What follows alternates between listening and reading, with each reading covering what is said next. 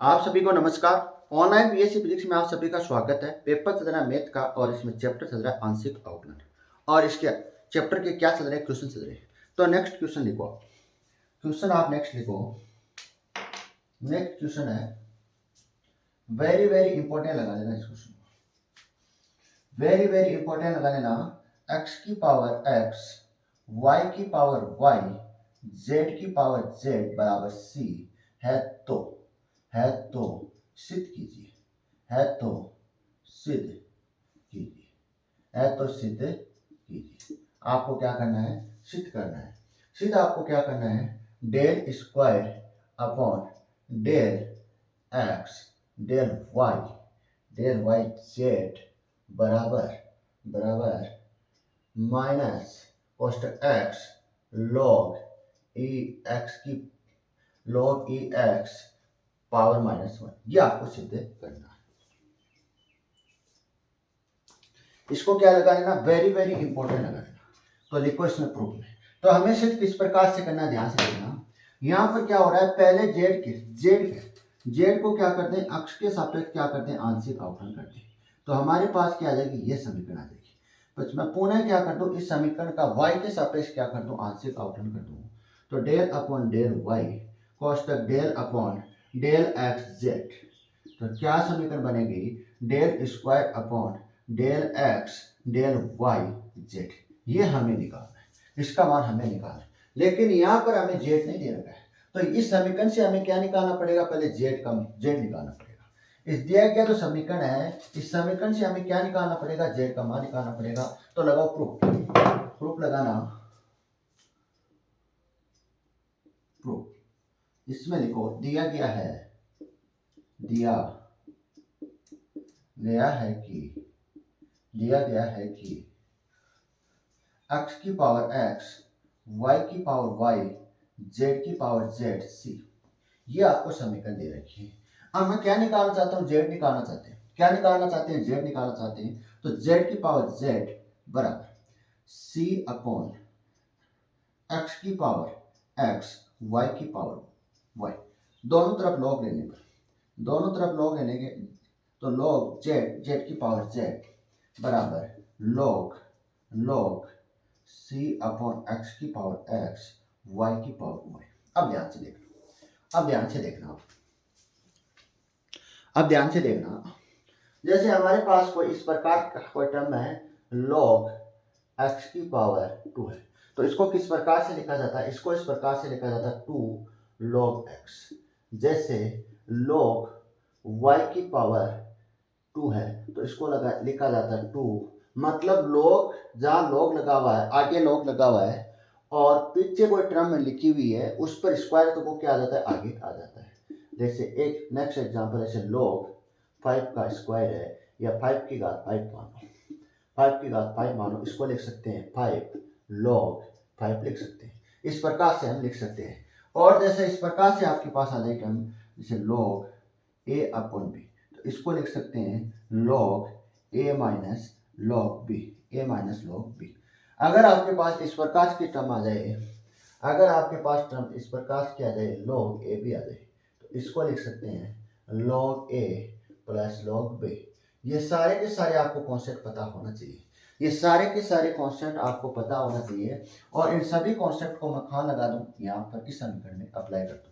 इन सभी कॉन्सेप्ट को मैं कहाँ पर अप्लाई कर दूं? इस समीकरण में अप्लाई कर दूं। तो हमारे पास क्या समीकरण बनेगी? तो हमारे पास क्या समीकरण बनेगी? ध्यान से देखना बिल्कुल।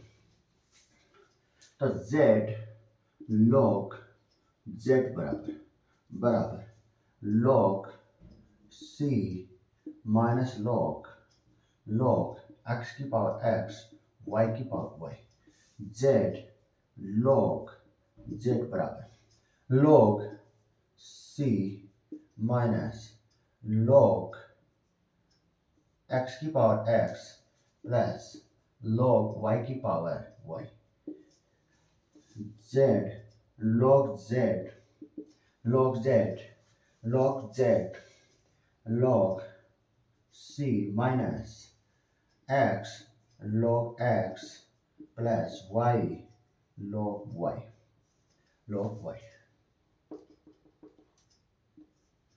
Z log z log c minus x log x minus y log y. समीकरण क्या आ गई? ए आ गई। समीकरण आपके पास क्या आ गई? ए आ गई। इस समीकरण ए का मैं क्या कर दूं? एक्स के सापेक्ष क्या कर दूं? आंशिक अवकलन कर दूं। समीकरण ए का क्या कर देते हैं? एक्स के सापेक्ष क्या कर देते हैं? आंशिक अवकलन कर देते हैं। तो समीकरण ए का क्या करो? एक्स के सापेक्ष आंशिक अवकलन करो।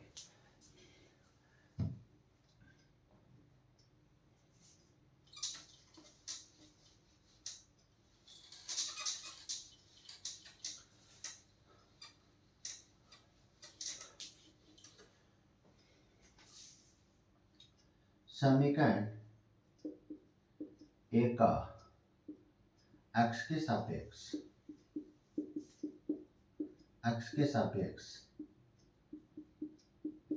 आंशिक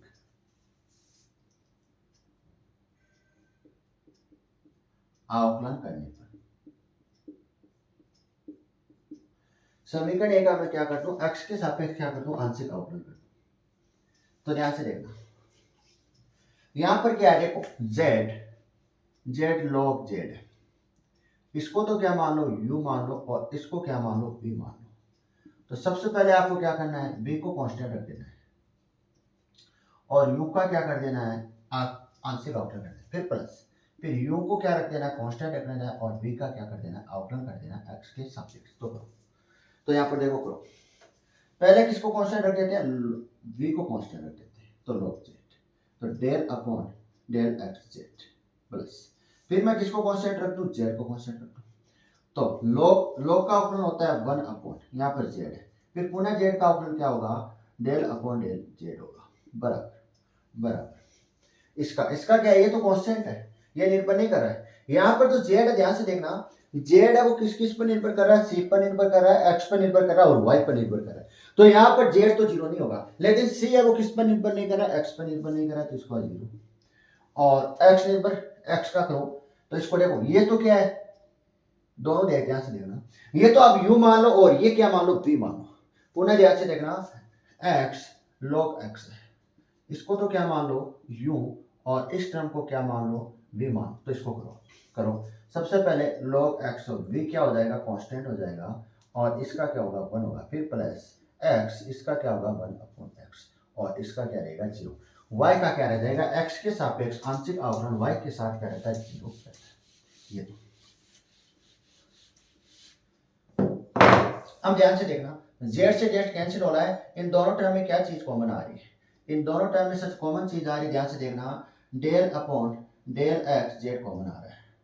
इसको पहले लिख लेता हूं 1 प्लस लॉग जेड, बराबर, यहां पर माइनस चिन्ह है तो माइनस लॉग एक्स प्लस 1 तो इसको मैं लिख सकता हूं 1 plus log Z del upon del x Z बराबर माइनस 1 प्लस लॉग एक्स।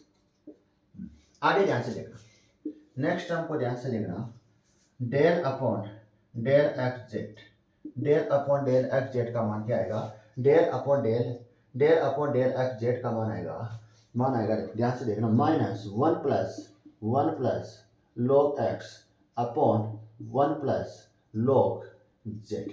इसमें आपको एक चीज और दे रखी है, क्वेश्चन में आपको एक चीज और दे रखी है, वो ध्यान से देखना, इसलिए क्वेश्चन पूरा नहीं है अभी, इसमें आपको एक चीज और दे रखी है, आपको जो ये सिद्ध करना है, डेल अपॉन डेल एक्स, ये जो आपको सिद्ध करना है वो कौन सी कंडीशन आपको दे रखी है? इस क्वेश्चन की कंडीशन क्या दे रखी है? कंडीशन आपको दे रखी है, ध्यान से देखना, कंडीशन दे रखी है, आपको इस प्रकार से लिखना है, प्रदर्शित कीजिए कि यहाँ पर आपको लिखना है, एक्स बराबर वाई बराबर जेड पर। आपको सिद्ध, ये तो सिद्ध आपको कब करना है? ये आपको सिद्ध करना है एक्स बराबर वाई बराबर जेड, तीनों का मान क्या है? बराबर है, तो ये आपको क्या करना है? सिद्ध करना है। ये आपको क्वेश्चन पूरा उतारो, यहाँ पर जो क्वेश्चन है ये कंप्लीट उतारो। इसके बाद ध्यान से देखना, यहाँ पर इसका बराबर होने का मतलब क्या है? यहाँ पर बराबर होने का मतलब ये है, आप y के स्थान पर x लिख सकते हो, z लिख सकते हो, या z के स्थान पर आप क्या लिख सकते हो, y लिख सकते हो या x लिख सकते हो, जो आपकी मर्जी हो। मैं क्या कर रहा हूँ, y और z के स्थान पर क्या लिख रहा हूँ, x लिख रहा हूँ। क्यों लिख रहा हूँ सर, आप क्यों लिख रहे हो? क्योंकि तीनों का मान क्या है, यहाँ पर बराबर है, ये आपको ध्यान में रखना है। तो इसको आप क्या दे दो, समीकरण नंबर क्या दे देना, समीकरण क्या दे देना, बी दे देना। समीकरण बी का, समीकरण बी का y के सापेक्ष, y के सापेक्ष आंशिक अवकलन करने पर, आंशिक अवकलन करने पर, समीकरण बी का क्या कर रहे हैं, y के सापेक्ष क्या कर रहे हैं, आंशिक अवकलन कर रहे हैं। तो ध्यान से देखना, del upon del y, constant del upon del x z बराबर।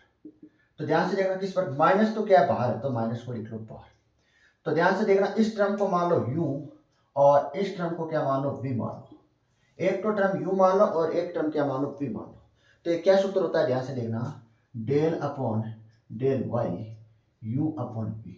तो ध्यान से देखना, सबसे पहले मैं क्या कर लेता हूँ, v का स्क्वायर कर लेता हूँ। सबसे पहले क्या होता है, v का स्क्वायर होता है, फिर v कांस्टेंट है, u का क्या होगा, अवकलन होगा, फिर माइनस u कांस्टेंट और v का क्या होगा, अवकलन होगा। v का क्या होगा, यहाँ पर अवकलन होगा। ये आपको सूत्र आने चाहिए, ये आप 11th और 12th क्लास में पढ़ चुके हो, ये सूत्र आपको याद होने चाहिए, तब इस कैलकुलेशन को आप क्या कर पाओगे, सॉल्व कर पाओगे। तो देखो ध्यान से देखना, सबसे पहले आपको क्या करना है, नीचे वाले का वर्ग करना है। तो 1 प्लस log z का स्क्वायर। अब ध्यान से देखना, पहले ये तो क्या है, कांस्टेंट था, 1 प्लस log z, और इसका y के सापेक्ष कर रहे हैं, किसके सापेक्ष कर रहे हैं, देखो ध्यान से देखना, 1 का 0 होगा और ये टर्म है किसकी, x की, तो ये भी 0 हो जाएगी, फिर माइनस, फिर a क्या है, u क्या है, कांस्टेंट है, तो 1 प्लस log x, ये तो कांस्टेंट है।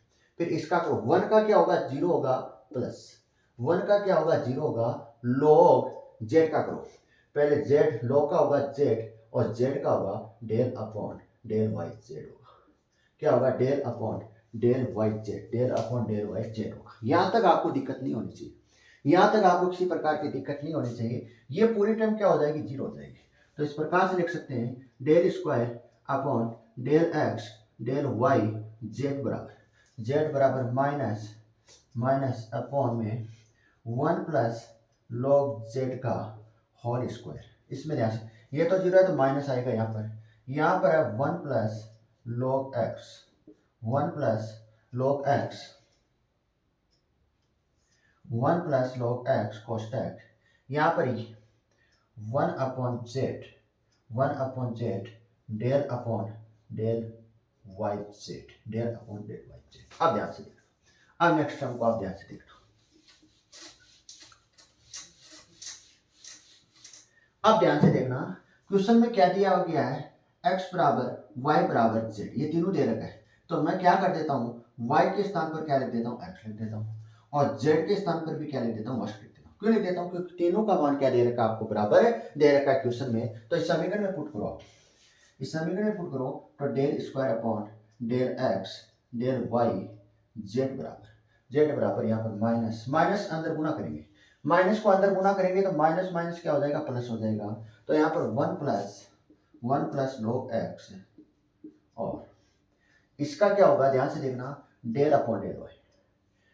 y के स्थान पर आप क्या रख दो, y के स्थान पर आप रख दो, ध्यान से देखना, y के स्थान पर मैं क्या रख देता हूँ, y के स्थान पर x रख देता हूँ, ये z रख दी, अपॉन में ये z क्या चल रहा है, यहाँ पर होगा, ये z कहाँ पर होगा, यहाँ पर होगा, ये z यहाँ पर होगा।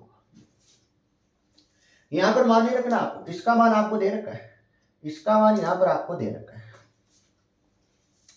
ये आपको ध्यान में, इसका मान आपको कहां दे रखा है, ये दे रखा है। इसमें z के स्थान पर x की जरूरत नहीं है, फिर ये z के स्थान पर क्या लिख देना, x लिख देना। तो 1 प्लस इस z के स्थान पर क्या लिख दूं, x लिख दूं, तो log x, इसका मान पुट करो, तो del square upon del x del y z बराबर जेड बराबर, तो 1 plus log x upon upon x 1 plus log x का होल स्क्वायर। इसका मान क्या होगा, इसका मान दिया, तो minus 1 plus log x upon z के स्थान पर आपको क्या लिख देना है, x लिख देना है। जेड के स्थान पर आपको क्या लिखना है, x लिखना है, तो 1 प्लस log x। बोलो यहां तक आपको किसी प्रकार की दिक्कत नहीं होनी चाहिए, यहां तक आपको क्या नहीं होनी चाहिए, किसी प्रकार की दिक्कतें नहीं होनी चाहिए, एक ही टर्म आपको समझ में आनी चाहिए। आगे ध्यान से देखना क्या क्या कैंसिल हो रहा है। सर ये दोनों टर्म कैंसिल है, ए पावर से ए पावर ये कैंसिल हो गई, तो क्या टर्म समीकरण बनेगी, समीकरण बनेगी del square upon del x del Y Z बराबर माइनस 1 अपॉन एक्स कोष्टक 1 प्लस log एक्स। तो ध्यान से देखना 1 प्लस log एक्स को क्या लिखा जाता है, 1 प्लस log को लिखा जाता है log ई एक्स लिखा जाता है, क्या जाता है 1 प्लस log एक्स को लिखा जाता है log ई एक्स लिखा जाता है। तो यहाँ पर पुट करो del square upon del x del Y Z बराबर minus 1 upon x log e x. तो ध्यान से देखना अगर इस टर्म को मैं किस प्रकार 1 अपॉन ए को मैं किस प्रकार से लिख सकता हूँ, ध्यान से देखना 1 अपॉन ए को लिख सकता हूँ ए की पावर माइनस 1 लिख सकता हूँ, ए की पावर। इसी प्रकार से 1 अपॉन बी को मैं किस प्रकार से लिख सकता हूँ, बी की पावर माइनस 1 लिख सकता हूँ। तो ये कॉन्सेप्ट मैं कहाँ लगा दूँ, यहाँ पर लगा दूँ, ये कॉन्सेप्ट मैं कहाँ लगा दूँ, यहाँ पर लगा दूँ। तो क्या समीकरण बनेगी del square upon del x del Y Z बराबर minus log e x power minus 1। ये आपका क्वेश्चन क्या हो गया, आंशिक अवकलन में इसी प्रकार के क्या आते क्वेश्चन आते।